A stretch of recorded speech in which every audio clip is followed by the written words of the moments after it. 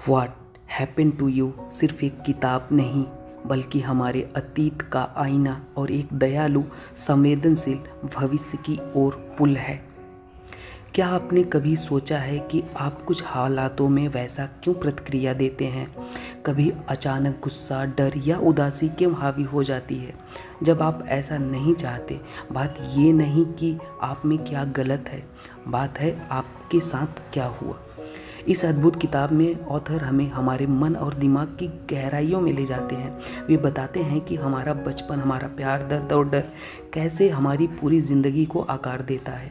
हर घाव के पीछे एक कहानी छिपी होती है, हर प्रतिक्रिया के पीछे एक याद।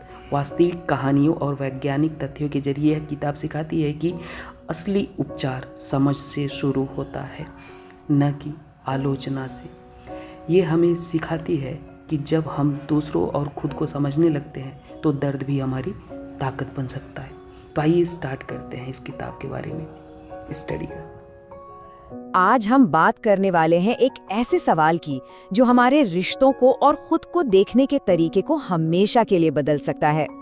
ये एक ऐसा सवाल है जो हम सबके मन में कभी ना कभी तो जरूर आता है ना? सोचिए, ऑफिस में कोई कलीग है जो हमेशा गुस्से में रहता है, या कोई दोस्त जो अचानक सबसे कटने लगता है। हम अक्सर सोचते रह जाते हैं कि आखिर चल क्या रहा है।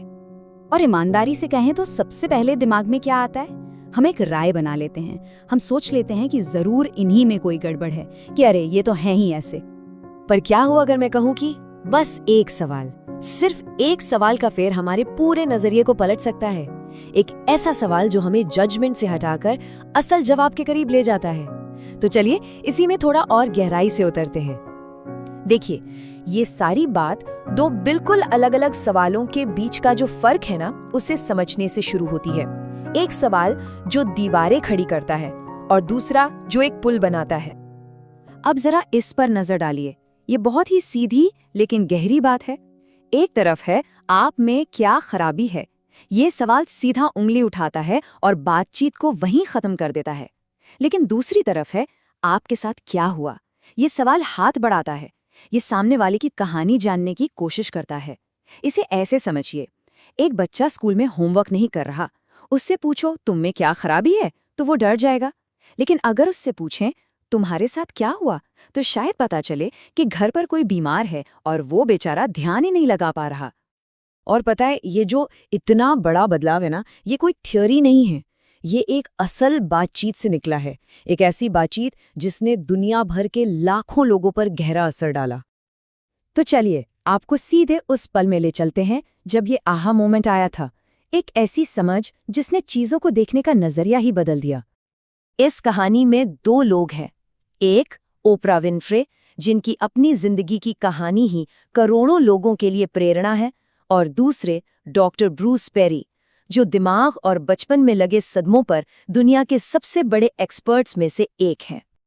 हुआ ये कि एक इंटरव्यू के दौरान ओपरा लोगों के मुश्किल बर्ताव के पीछे की वजह समझने की कोशिश कर रही थीं। तब डॉक्टर पेरी ने ये जवाब दिया, और बस ये एक लाइन ओपरा के लिए जैसे एक लाइट बल्ब मोमेंट था, जिसने उनके लिए एक नई दुनिया के दरवाजे ही खोल दिए। तो सवाल ये है कि आखिर इस एक सवाल में इतनी ताकत क्यों है? भाई, इसका जवाब इस बात में छिपा है कि हमारा दिमाग कैसे काम करता है, खासकर हमारे बचपन के शुरुआती सालों में। तो सबसे ज़रूरी बात यह है, हमारा दिमाग कोई पत्थर की लकीर नहीं है। ये गीली मिट्टी की तरह होता है, जिसे हमारे बचपन के अनुभव, हमारे अच्छे बुरे अनुभव धीरे धीरे आकार देते हैं, और फिर ये वैसा ही मजबूत होता जाता है। और ये स्लाइड देखिए, कितनी अच्छी तरह से दिखाती है कि कैसे दो अलग अलग रास्ते बन सकते हैं। जिस बच्चे को प्यार और सुरक्षा मिलती है, उसका दिमाग कनेक्शन बनाने, भरोसा करने और शांत रहना सीखता है। लेकिन जिस बच्चे को डर या अकेलापन मिलता है, उसका दिमाग हर वक्त खतरे के लिए तैयार रहता है। मतलब उसका सर्वाइवल मोड हमेशा ऑन रहता है।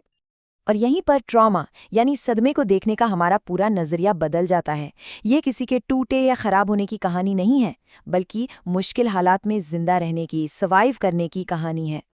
जब ओपरा ने ये सुना तो उन्हें अपनी ही जिंदगी की एक पहेली सुलझती हुई दिखी। उन्हें हमेशा लगता था कि लोगों को खुश करने की उनकी जो आदत है वो उनकी एक कमजोरी है।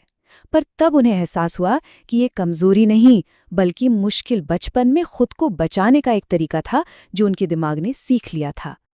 पहले हम क्या सोचते थे?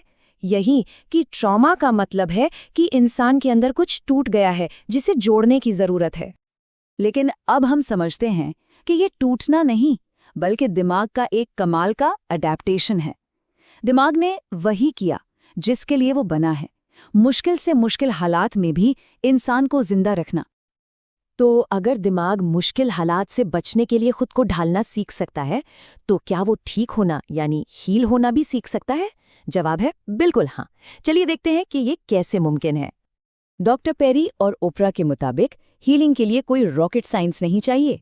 वही 3 चीजें चाहिए जो एक स्वस्थ दिमाग के विकास के लिए जरूरी हैं: प्यार, सुरक्षा का एहसास और गहरे इंसानी रिश्ते। बस यही वो चीजें हैं जो दिमाग के तारों को फिर से जोड़ने में मदद करती हैं। और ये बात बहुत उम्मीद देती है ना, कि हमारे दिमाग में बदलने और ठीक होने की एक कमाल की क्षमता है। सदमे ने जो रास्ते बना दिए हैं, उन्हें समझ और देखभाल से दोबारा बनाया जा सकता है। और पता है, ये सोच सिर्फ एक इंसान की हीलिंग तक सीमित नहीं है। ये नजरिया हमारे समाज में एक दूसरे के साथ बर्ताव करने का तरीका भी बदल सकता है। ओपरा का ये विचार कितना गहरा है, जरा कल्पना कीजिए, अगर हमारे स्कूलों में कोई टीचर बच्चे को डांटने के बजाय पूछे, बेटा क्या कोई बात परेशान कर रही है? अगर हमारे ऑफिस में कोई बॉस परफॉर्मेंस पर सवाल उठाने से पहले पूछे, क्या सब ठीक है? सोचिए, माहौल में कितना बड़ा फर्क आ जाएगा। तो सार ये है कि हमारी कहानी हमें बनाती जरूर है, पर वो हमारी जेल नहीं है। समझ के साथ हम अपनी कहानी को एक नई दिशा दे सकते हैं। और इसीलिए ये पूरी चर्चा इसी एक सवाल पर आकर खत्म होती है। ये सवाल सिर्फ दूसरों से पूछने के लिए नहीं है, बल्कि कभी-कभी खुद से पूछने के लिए भी है, क्योंकि अपनी कहानी को समझने से ही बदलाव की असली शुरुआत होती है।